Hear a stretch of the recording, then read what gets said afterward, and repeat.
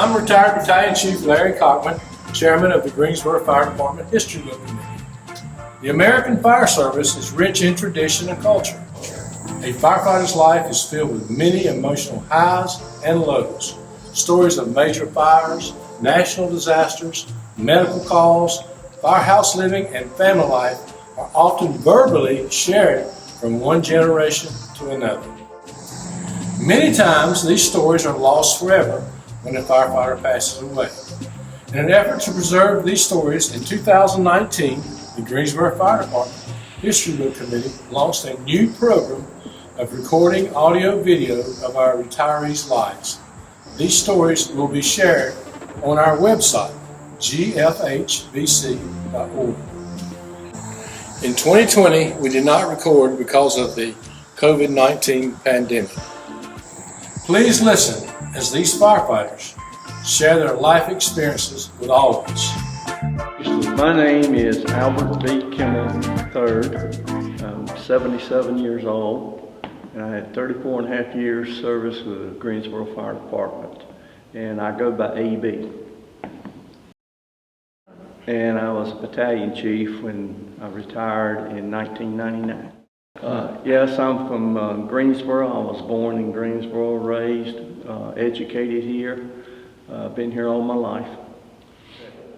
The driving force that got me to join the fire department, you're gonna like this.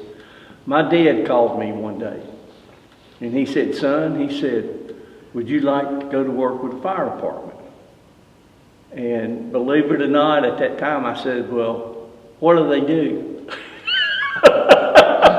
We started laughing, and so he told me, he says, "Well, if you want a job at the fire department, go see the chief on your lunch hour today." And so I did, and Chief Moonwire was the chief at that time. And back then, he did the hiring and firing. It didn't go through human resource or any other department of the city. So I interviewed with him at lunch, and I can't say what he actually told me on film, but it was funny at the time. But he knew my father for a long time.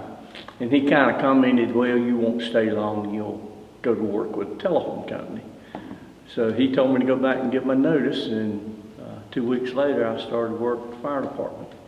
And 34 and a half years later I retired.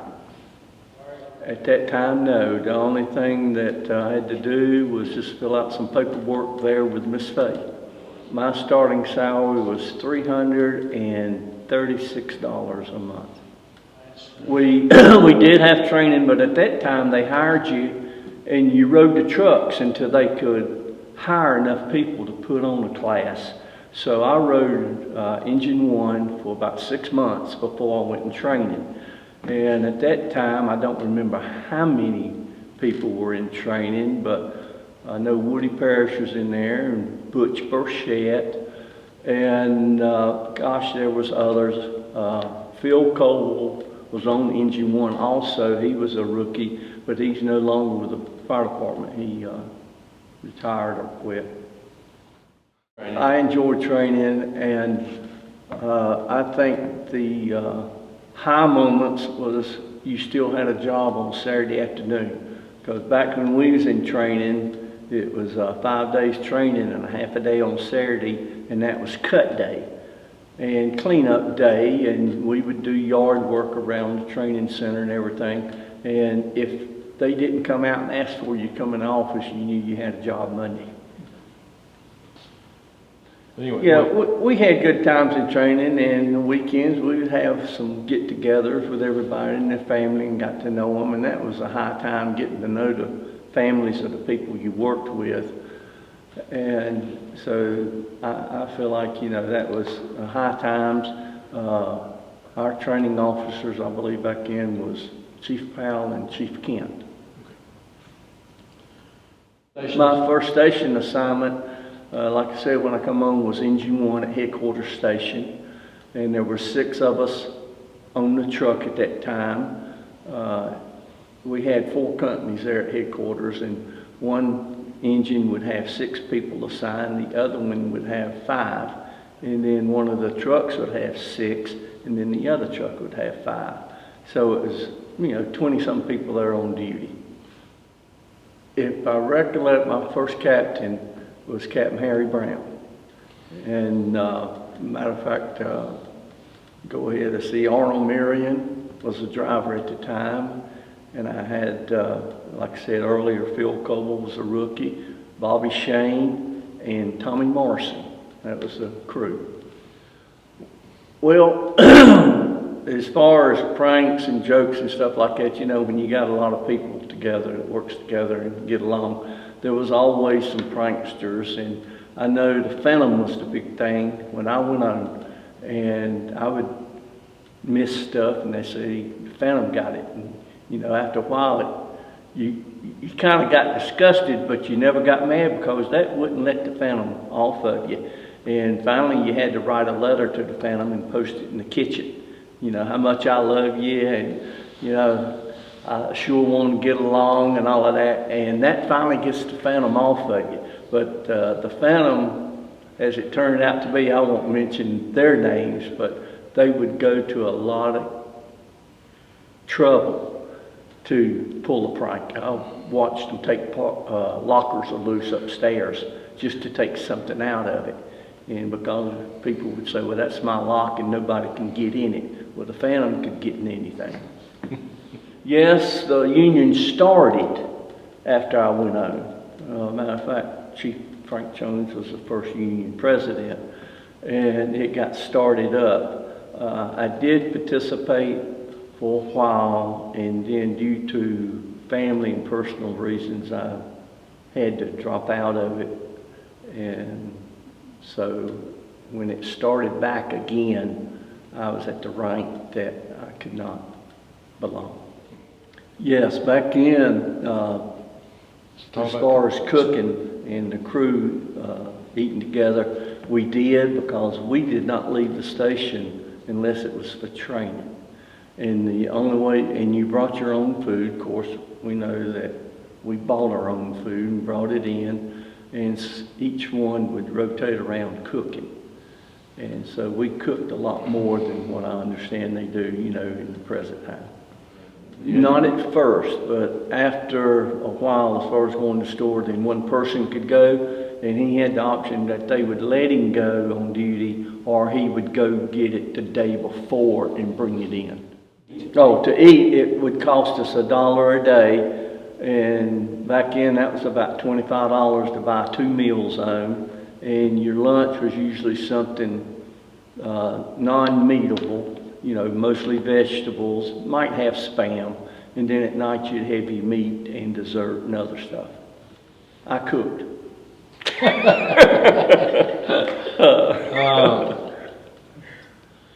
Well, my favorite dish, it kind of varied, but I always liked pinto bean slaw and cornbread and fried Spam. Sometimes at night we'd have, you know, fried chicken or steak or roast, and just whatever the person wanted to cook. Well, eating together, I mean, it's like family. And you were like, at that time, you was like brothers.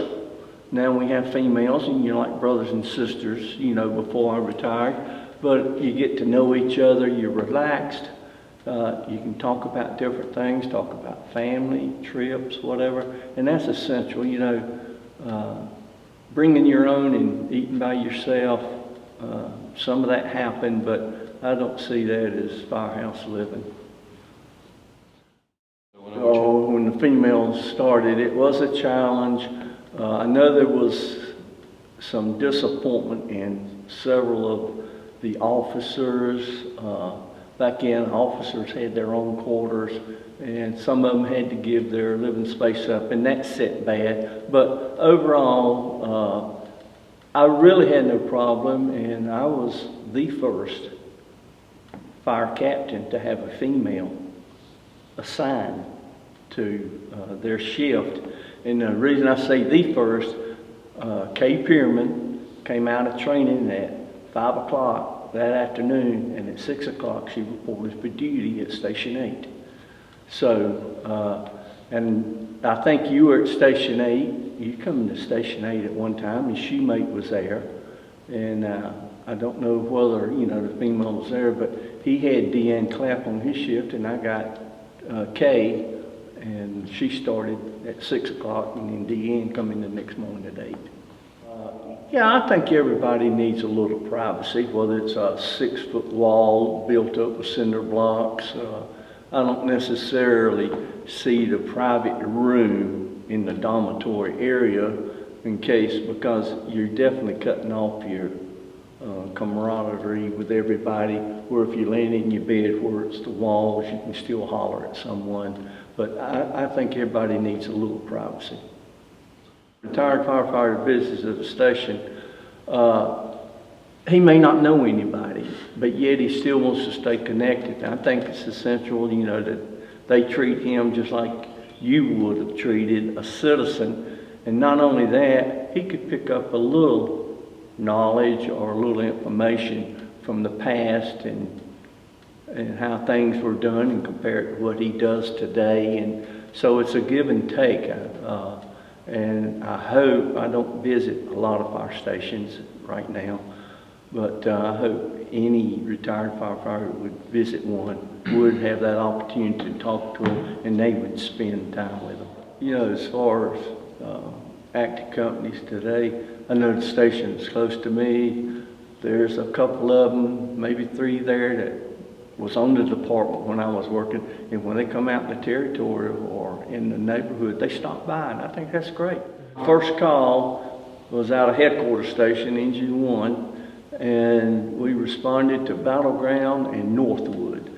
There used to be an old house that sat there, and it was a kitchen fire. When I went on and signed the Engine 1, like I said, we had 6 people. 4 of us rode the tailboard if all of us was there. You know, back then they had Kelly days. So usually maybe once every 6 days we were all there. So that was at least 4 on the tailboard. And you stood back there and you held on with the bar above your head. As far as turnout gear, I've crossed the square going through town many times trying to get my coat on. Well, when the driver and the officer got on, they was ready to go, so you better get on.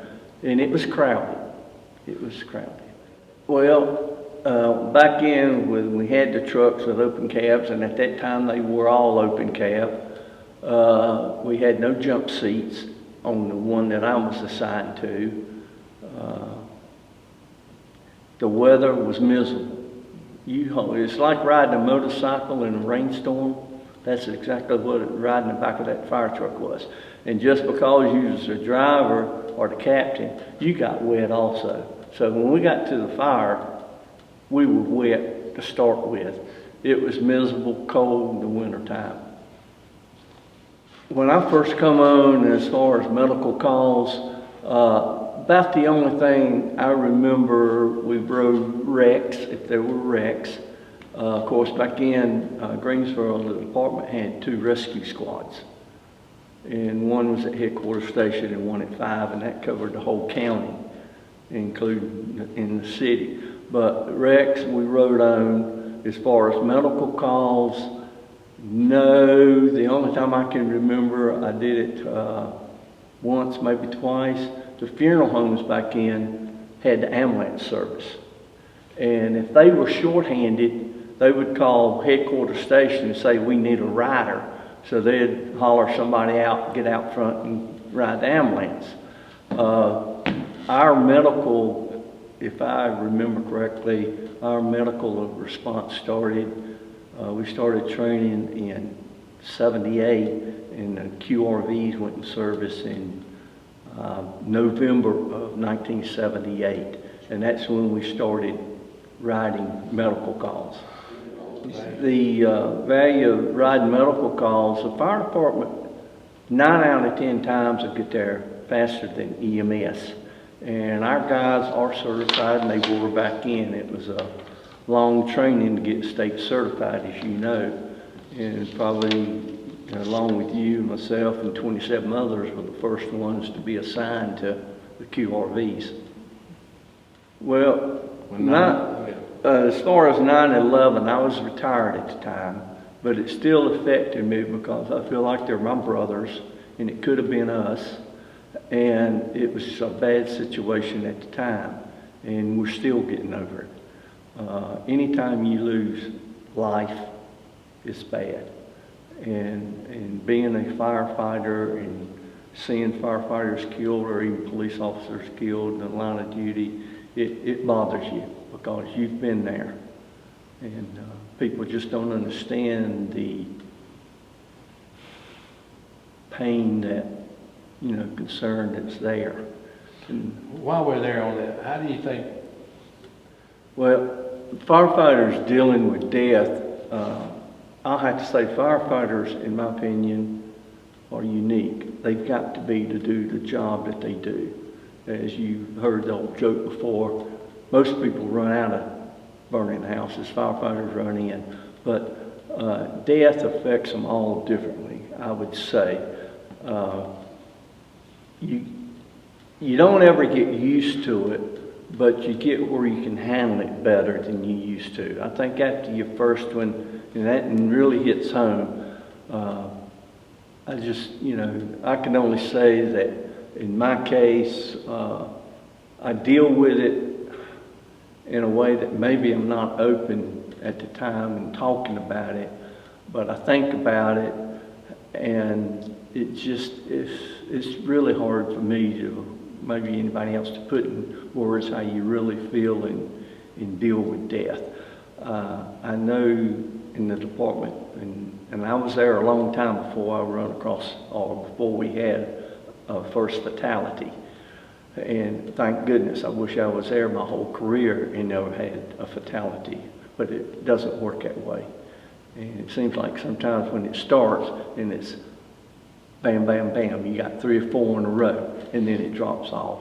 Larry, I think the one, as far as what stands out, and I remember today as clear as it was that day, dealing with children.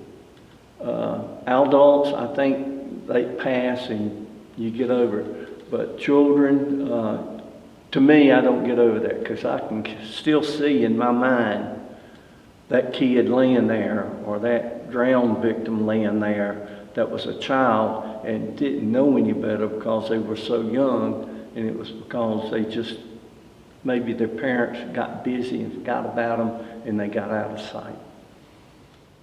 But that's just like on the death of a firefighter, that's like family.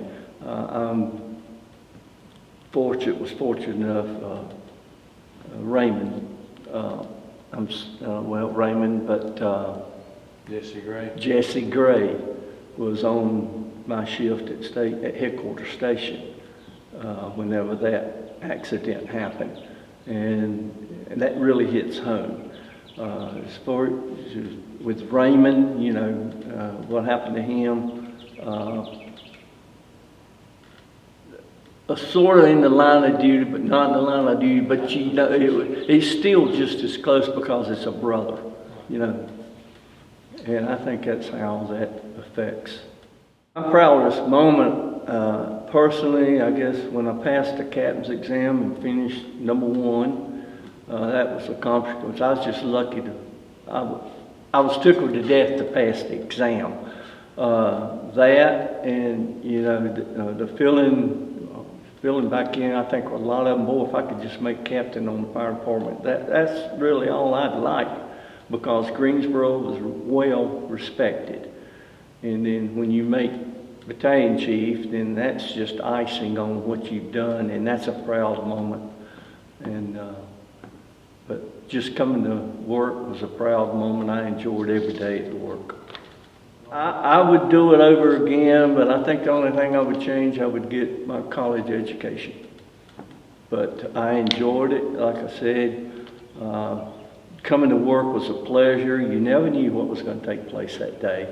I guess as we made rank in the department, you got other responsibilities, and some days you didn't mind coming to work, but you didn't really want to, because you knew what was coming up as far as personnel problems, and that was the toughest part, in dealing with personnel and handling that. The roles of firefighter when I come on, like I said earlier, was different. You didn't leave the station unless you got a call. You wasn't involved in anything. Today, the guys are involved in special projects. community. I see that as a great plus. The special teams within the fire department is a plus because now they're reaching out to more people and probably than what we did at the time that we came up, being confined to the station. I served in the reserves.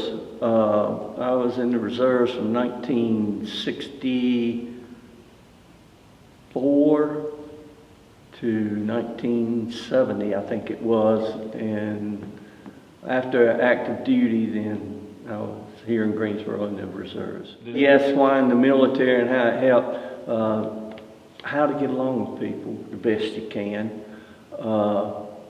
neatness, staying straight. I mean, it was an experience in being in active duty.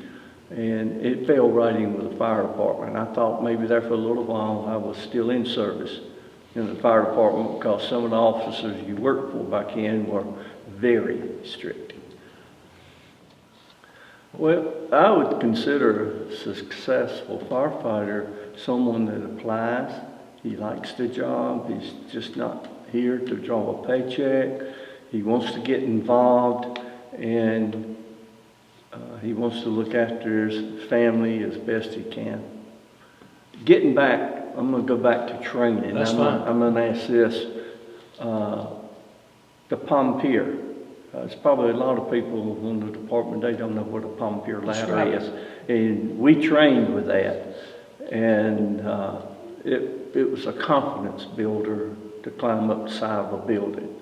But pompier was a single rung ladder with a hook. And you climb from window ledge to window ledge. And of course, we'd have to climb the tower over the top and back down. And I don't even know if they still have them today or not.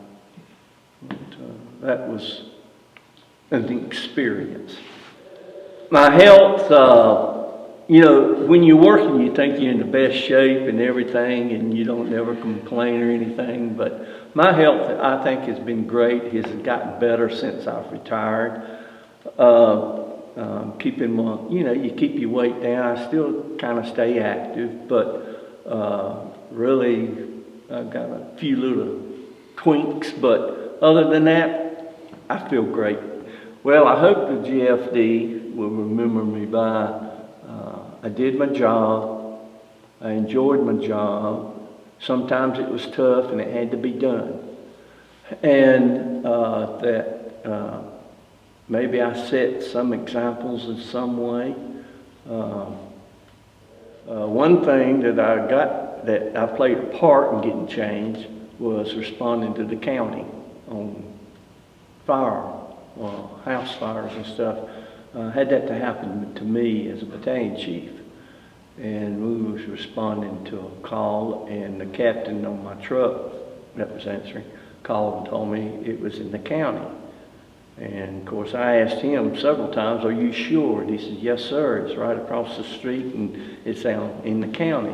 And I said, "Well, notify county fire," which they already was responding and I didn't know. But anyhow, I said, "We'll have our people to stand by at the limits, city limits, and if there's no life or anything involved, then we will stand by and let county handle it." And that raised this little uproar. But at that time, the policy was you don't respond outside the city. If you do, you're on your own, and just all kinds of things could have happened. So I played a part in that. Well, I hope they remember me as a good dad and provider, and believe it or not, a little easygoing, and just like to meet people. Well, the advice that I would want to give a new firefighter starting out today is be dedicated, listen, learn, and always be there. Well, as far as a special message to everybody, I think the fire department, thank you to everyone, and thank the ones who are there today in the dedication that they give, and to my family, just that I love you and always remember. All of the retirees and everything, I think it's great because Each one of us has got a story, and they all tie in together. And it can help younger people if they watch this, it might be part of training one day when rookies come in that, they sit down and they watch what the older guys have done and said, and they would find out it all ties in together. And it's really great. I can't wait to see the finished product myself. And I thank y'all for taking the time doing this. In closing, the Greensboro Firefighters History Book Committee hopes you have gained a greater insight into the dangers, the challenges, and emotional events that have influenced and shaped the American firefighter.